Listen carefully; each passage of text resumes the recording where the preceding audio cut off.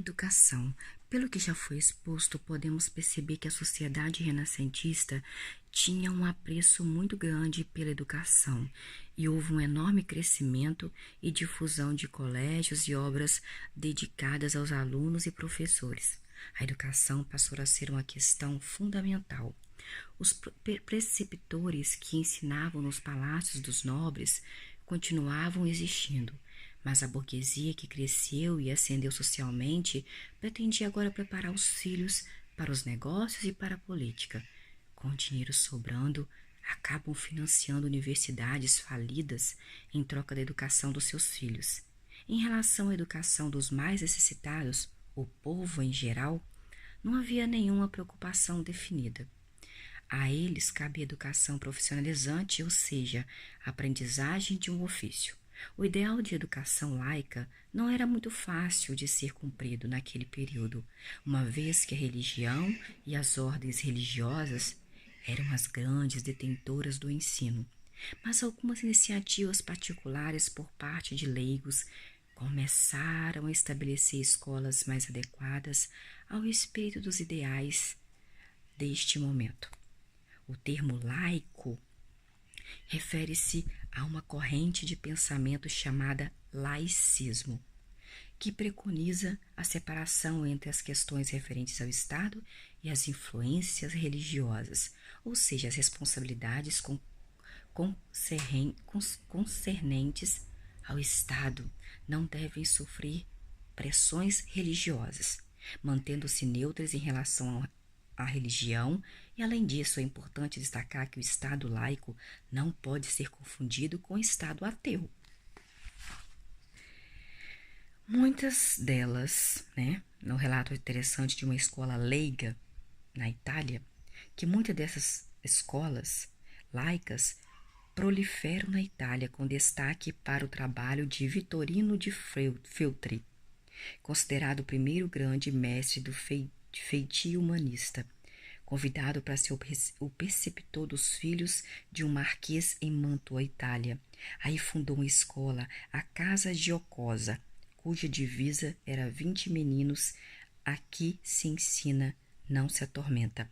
O nome da escola reflete o novo espírito, giocosa, palavra italiana que significa alegre, e vem do latim jocus, ou seja, divertimento, gracejo, e daí jogo. Feltri cuidava não só de recreação e exercícios físicos, mas do desenvolvimento da sociabilidade e do autodomínio. A sua escola oferecia cursos de equitação, de natação, de esgrima, música, canto, pintura e jogos em geral. A formação intelectual voltava-se para o ideal renascentista da mais ampla cultura humanística, com atenção especial ao ensino do grego e ao ensino do latim. Embora objeto de cuidado, a disciplina pretendia ser menos rude e intolerante.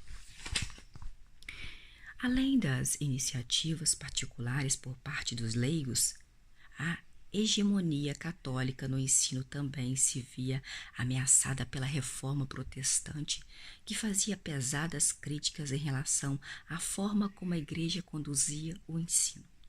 Ao propor que todos pudessem ler e interpretar a Bíblia sem interferência de padres, a educação tornava-se instrumento de divulgação da reforma protestante. Lutero, com ideias diferentes daquelas predominantes, considerava que a escola primária, pelo menos, deveria ser para todas as pessoas. Embora diferenciando a educação para os trabalhadores básica e elementar, como ler, escrever e contar, da educação de nobres e burgueses, equivalente ao ensino médio e ao ensino superior, os pensamentos de Lutero a respeito da educação eram bastante avançados para a época. Lutero defendia a educação universal, pública e gratuita, criticando os castigos corporais, bem como os métodos da escolástica. Logicamente que, em relação às ameaças de perda do domínio e do monopólio do ensino, a Igreja apresentou uma rápida reação para combater a expansão de escolas protestantes e leigas. Desta forma, a Igreja incentivava a criação de ordens religiosas e colégios jesuítas, sendo essa, colégios jesuítas, uma postura decisiva nos rumos da educação católica. A Companhia de Jesus, de onde se origina o nome jesuíta, foi fundada por Inácio de Loyola, um soldado espanhol que, no decurso de sua recuperação de um ferimento e combate, foi acometido por uma devoção religiosa tal que se transformou em um soldado de Cristo. O objetivo principal da ordem era de propagar a fé católica, lutando contra os pagãos e os hereges. Com este ideal espalhavam-se pelo mundo, pela Europa, pela Ásia, pela África e América, mas logo perceberam que seria mais fácil difundir a fé conquistando os jovens e conquistando as crianças, pois os adultos mostravam-se intolerantes e nada mais adequado para este fim do que a criação de escolas.